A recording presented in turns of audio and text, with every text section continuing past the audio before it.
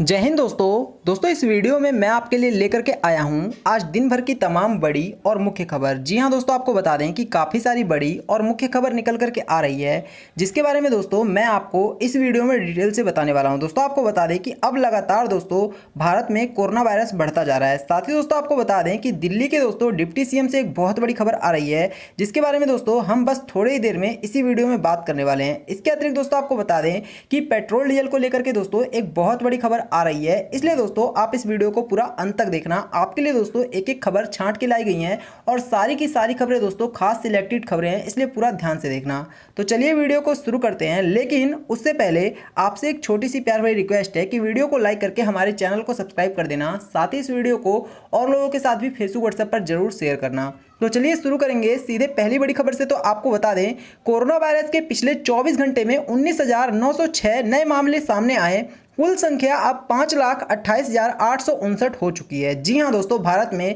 अब कोरोना महामारी रुकने का नाम नहीं ले रही है। कोरोना वायरस के मामले देश में तेजी से बढ़ रहे हैं। पिछले कुछ दिनों में कोरोना की जांच में आई तेजी के बाद से रोजाना रिकॉर्ड मामले सामने आ रहे हैं। पिछले 24 घंटे में करीब 20,000 नए मामले सामने आए हैं। इसी दौरान 410 मौतें भी हुई हैं। स्वास्थ्य मंत्रालय के डाटा के अनुसार चाइनीज वायरस के कुल संक्रमितों की संख्या बढ़ करके 5,28,859 पहुंच चुकी है। पिछले 24 घंटे में 19,906 नए मामले भी सामने आए हैं। अभी तक देश में 2,03,051 लोग एक्टिव हैं, यानी कि ये लोग दोस्तों अभी भी कोरोना वायरस से ठीक, जबकि 3,09,713 लोग ठीक भी हो चुके हैं।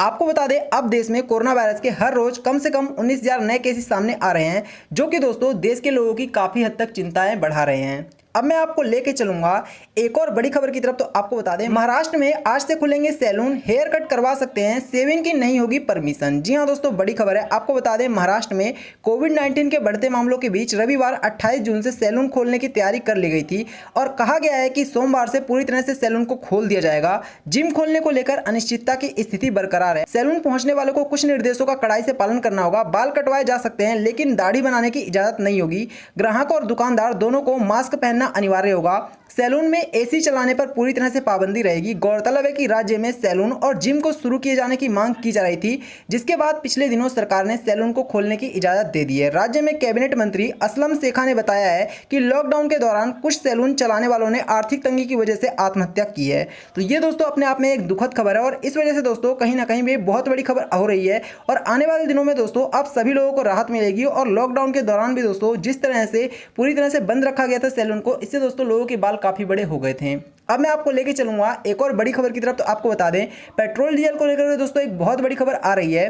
तेल के बढ़ते दामों का सिलसिला 22वें दिन थम गया। जानिए कितनी है पेट्रोल डीजल की अब कीमत। जी हां दोस्तों, बहुत बड़ी खबर है।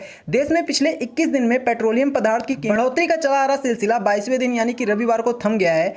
इसके साथ ही राष्ट्रीय राजधानी में पेट्रोल और डीजल के प्रति लीटर कीमत क्रमशः 80.38 रुपए और 80.40 रुपए पर आकर के रुक गई है। इससे पहले तेल विपणन कंपनियों ने शनिवार को एक बार फिर से कीमतों में वृद्धि की थी। यहां गौर करने वाली बात यह थी कि राजधानी दिल्ली में डीजल की कीमत ने पेट्रोल की कीमत को पीछे छोड़ दिया था। आपको बता दें, अब दोस्तों पेट्रोल डीजल के प्राइस काफी हद तक बराबर हो चुके हैं। दिल्ली में पेट्रोल 80.38 रुपए प्रति लीटर और डीजल 80.40 रुपए प्रति लीटर की कीमत पर आकर के अब रुक गया है। अब दोस्तों उम्मीद की जा रही है कि आने वाले दिनों में पेट्रोल और डीजल के प्राइस यहीं पर ही रुके रहेंगे और इससे ज्यादा पेट्रोल डीजल के प्राइस में बढ़ोतरी देखने को नहीं मिलेगी। अब मैं आपको लेकर चलूंगा एक और बड़ी खबर की तरफ। तो आपको बता दें, भारत के साथ खड़ा हुआ अमेरिका, कहा चीनी सेनाओं को मुंह तोड़ जवाब देंगी हमारी सेनाएं। जी हां दोस्तों, बड़ी खबर है। अमेरिका के विदेश मंत्री माइक पोम्पियो ने चीनी को लेकर एक बड़ा बयान दिया है। उन्होंने कहा है कि भारत सहित एशियाई देशों की मदद के लिए अमेरिकी सेनाएं तैनात की जाएंगी। उन्होंने कहा है कि जिस तरह एशिया में चीन की हठधर्मिता बढ़ती जा रही है, चीनी हस्तक्षेप का मुंह तोड़ जवाब देने के लिए अमेरिकी सेनाओं को तैनात किया जाना बहुत जरूरी हो चुका है। आपको बताया दोस्तों कि भारत और चाइना का विरोध काफी लंबे समय से चला आ रहा है और इस वजह से दोस्तों अब बहुत ज्यादा जरूरी हो चुका है कि एक बार फिर से भारत और अमेरिका मिलकर के चाइना का विरोध करे। और अमेरिका दोस्तों पूरी तरह से भारत के साथ खड़ा है और इसी का नतीजा है कि भारत की और अमेरिका की सेनाएं साथ मिलकर के चाइना के खिलाफ लड़ेंगी। अब मैं आपको लेके चलूंगा एक और बड़ी खबर की तरफ। तो आपको बता दें, राजस्थान से दोस्तों एक बहुत बड़ी खबर आ रही है कि जूस पी करके 9 लोग हुए कोरोना संक्रमित। पूरे शहर में मच चुका है अब हड़कंप। जी हां दोस्तों, बड़ी खबर है। राजस्थान के कोटा शहर में एक बड़ी खबर सामने आई है। यहां के चौपाटी बाजार में स्थित एक जूस सेंटर की दुकान पर जूस पीने से 9 लोगों को कोरोना संक्रमित हो गए हैं। इसके बाद से पूरे शहर में हड़कंप मचा हुआ है। अनलॉक 1.0 में छूट मिलने के बाद खाने पीने की चीजों के लिए मशहूर कोटा के छावनी चौराहे के पास स्थित चयपार्टी का एक जूस सेंटर भी खुलने लगा है। इस दौरान बड़ी संख्या में लोगों ने इस जूस सेंटर से जूस पिया और इसी के दौरान वहां पर दोस्तों 9 लोग संक्रमित हो गए हैं। इस घटना के बाद आपको बता दें कि पूरे राजस्थान में हड़कंप मचा हुआ है और लोगों के बीच में दोस्तों काफी हद तक डर देखने को मिल रहा है और लोगों को लग नहीं रहा था कि इससे पहले कि जूस पीने से भी कोई संक्रमित हो सकता है। लेकिन अब जब दोस्तों ये मामला सामने आ चुका है तो इस वजह से दोस्तों लोगों की चिंताएं काफी बढ़ गई हैं और लोगों को लगने लग गया है कि जूस पीना कोरोना वायरस से लोगों को संक्रमित कर सकता है। तो आप लोग भी थोड़ा सावधान रहना और इस तरह के मामलों से थोड़ा बच के रहना।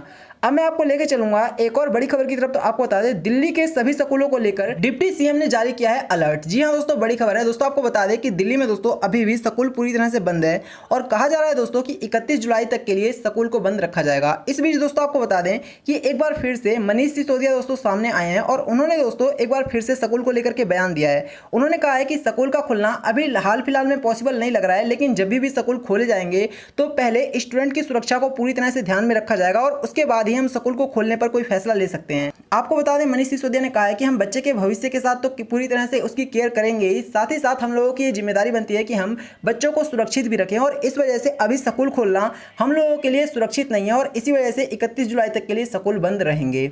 अब मैं आपको लेके चलूंगा एक और बड़ी खबर की तरफ। तो आपको बता दें स्मृति ईरानी ने कांग्रेस पर साधा है निशाना, कहा गांधी परिवार की सोच खुद की प्रगति तक है सीमित। जी हां दोस्तों, बड़ी खबर है।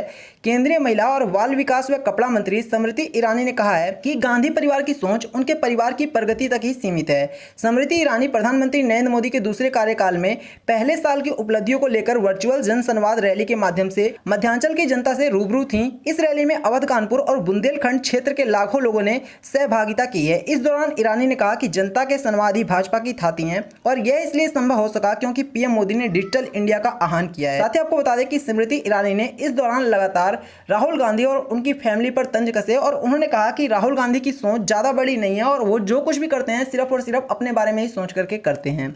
अब मैं आपको लेके चलूंगा एक और बड़ी खबर की तरफ। तो आपको बता दें नौकरी करने वालों के लिए खुशखबरी, सरकार नई इनकम टैक्स व्यवस्था में देगी ये छूट। जी हां दोस्तों, अगर आप भी नौकरी करना चाहते हैं तो ये खबर खास आपके लिए है।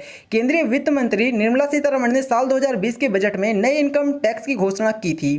इसके तहत करदाता के पास इनकम टैक्स में छूट का लाभ लेने के लिए पुरानी या फिर नई व्यवस्था में से किसी एक को चुनने का विकल्प था। नई टैक्स व्यवस्था 1 अप्रैल 2020 से 31 मार्च 2021 अर्जित आय के लिए लागू है। केंद्रीय प्रत्यक्ष कर बोर्ड ने उन नौकरी करने वालों के लिए नई अधिसूचना जारी की है जिन्होंने नई व्यवस्था के तहत टैक्स छूट का विकल्प चुना है। ऐसे कर्मचारियों को मिलने वाले कुछ भत्तों को टैक्स के दायरे से बाहर रखा गया है। इन भत्तों पर मिल सकेगी छूट। सीबीडेट ने टैक्स व्यवस्था चुनने वालों के लिए नियम 2BB में संशोधन करके कुछ भत्तों को टैक्स के दायरे से बाहर रखा है।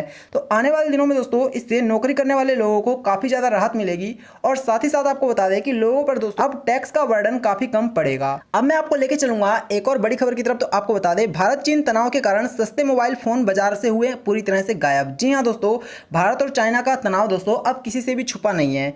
आपको बता दें इसी का नतीजा है दोस्तों कि भारत में जितने भी दोस्तों सस्ते चाइनीज फोन मिलते थे वो दोस्तों पूरी तरह से रिमूव कर दिए गए हैं और कहा जा रहा है कि चाइना के एक भी फोन अब इंडिया में बिकने नहीं चाहिए। इस वजह से दोस्तों आपको बता दें कि भारत के जो लोकल फोन है यानी कि जो भारत में दोस्तों मैन्युफैक्चर होते हैं, जितनी भी कंपनियां हैं दोस्तों, इन सभी कंपनियों के फोन अब महंगे होने लग गए हैं और साथ ही दोस्तों इससे लोगों की जेब पर काफी ज्यादा असर पड़ने वाला है। मोबाइल दुकान संचालकों के अनुसार बाजार में वर्तमान में कम कीमत की किसी भी कंपनी के मोबाइल हैंडसेट उपलब्ध नहीं है। बाजार में वर्तमान में 8 साढ़े 8 हजार रुपए रेंज या फिर उससे ज्यादा कीमत के मोबाइल हैंडसेट उपलब्ध हैं। दुकान संचालकों के अनुसार मुंबई और दिल्ली मोबाइल एसेसरीज मिलने के साथ असेंबल होता है। कोरोना संक्रमण के चलते मुंबई में मोबाइल असेंबल का कार्य बुरी तरह से प्रभावित हुआ और साथ ही इसी बीच भारत चाइना का युद्ध भी कहीं ना कहीं इस मुद्दे को काफी तेजी से वायरल करता है और इस वजह से भारत और चाइना के बीच में युद्ध की वजह से अब सस्ते मोबाइल मार्केट में देखने को काफी कम मिलेंगे।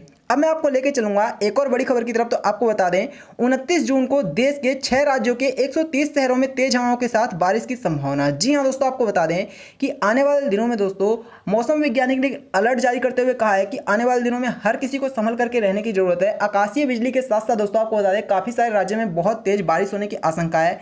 साथ ही कुछ राज्य ऐसे हैं जहां पर बहुत तेज आंधी आने की आशंका जताई गई है और मौसम वैज्ञानिक ने कहा है कि इस दौरान हर किसी को अपने घर में रहना चाहिए। अगर लोग बाहर निकलते हैं तो आकाशीय बिजली से लोगों की काफी हद तक क्षति हो सकती है। आपको बता दें, पिछले कुछ दिनों में उत्तर प्रदेश और बिहार में आकाशीय बिजली गिरने की वजह से कई लोगों की जान चली गई है, जिसकी वजह से दोस्तों आप सभी लोगों को हम लोग भी सावधान कर रहे हैं। और साथ ही साथ मौसम वैज्ञानिक ने भी सावधान किया है कि अगर बारिश होती है तो आप लोग कोशिश करें कि ज़्यादा से ज़्यादा समय आप अपने घर में रहें। अदरवाइज दोस्तों ये बारिश और साथ ही साथ ये आकाशीय बिजली किसी के ऊपर भी भारी पड़ सकती है। तो इसीलिए दोस्तों आप सभी लोग अपने घर में रहें, सेफ रहें और साथ ही सुरक्षित रहें। और हमारी वीडियो को देख करके हमारे चैनल को सब्सक्राइब करें, वीडियो को लाइक करें और इस वीडियो को और लोगों के साथ भी शेयर करें। धन्यवाद।